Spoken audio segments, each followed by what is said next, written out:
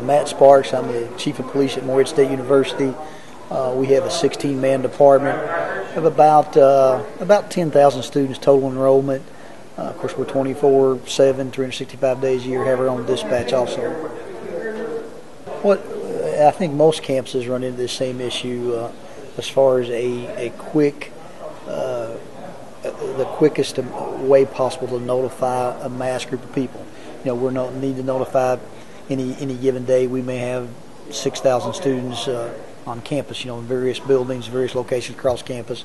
So in the event we had whether it be a tornado or be some other type of flooding, emergency weather, or which hasn't happened to us, and I hope and pray that never does, but in the event you had a active shooter on campus, we need a way to notify both our students and our faculty and staff as quickly as possible to either evacuate any given area, or to avoid a certain area, or to take cover and lock themselves into a particular office or a particular room, or lock doors, or stay out of the hallways.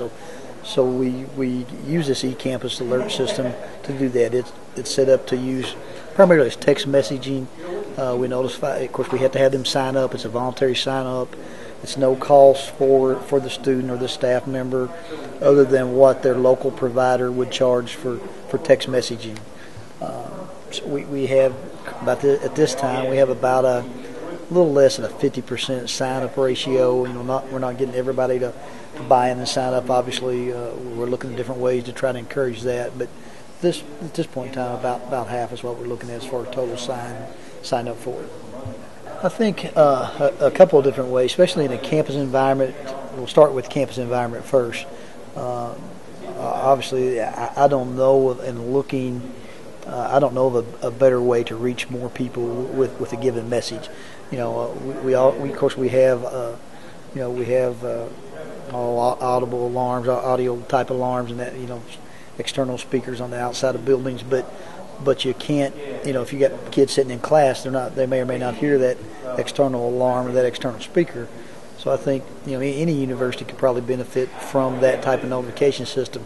In our county, actually, and I meant to say this in my presentation, in our county, actually, our county government has taken a kind of a spin. It's not our same system, but it's looking at our system, and they are now doing that as a service to the community.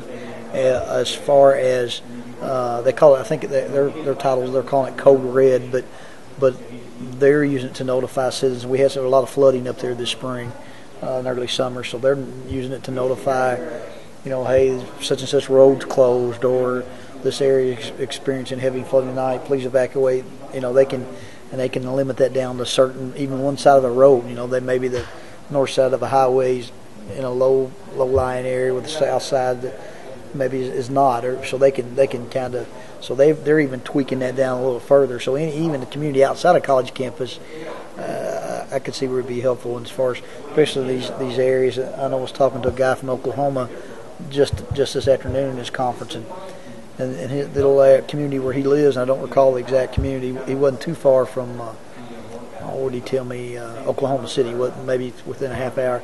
I think they experienced 3 or 4 major tornadoes in the past 4 or 5 years. Major, not counting the small ones. He talked about one being an F4, F5. And so I don't know what kind of notification system they're using out there, but especially in the area where you have a lot of bad weather that comes in. In the last, this is our third day, I guess. I can think of probably 6 or 8 guys who started off their presentation. I'll say chiefs who are here attending this conference.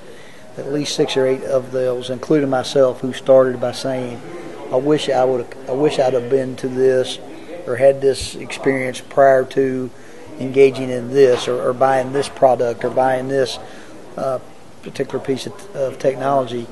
Obviously, there was, we talk about my system, and there's a cost associated with that system. But when I get back, I'm going to do some research into, several of the officers have talked about a similar text messaging type system that is free or a lot less expensive. Now, obviously, that's something I want to check into and see if it has all the same bells and whistles and all the same capabilities. But if that be the case, and I might be able to save thousands of dollars out of my budget, And as I said, I'm one of those guys that started my presentation by saying, "Wish I'd have come here first," and heard many guys do that, start out that very way.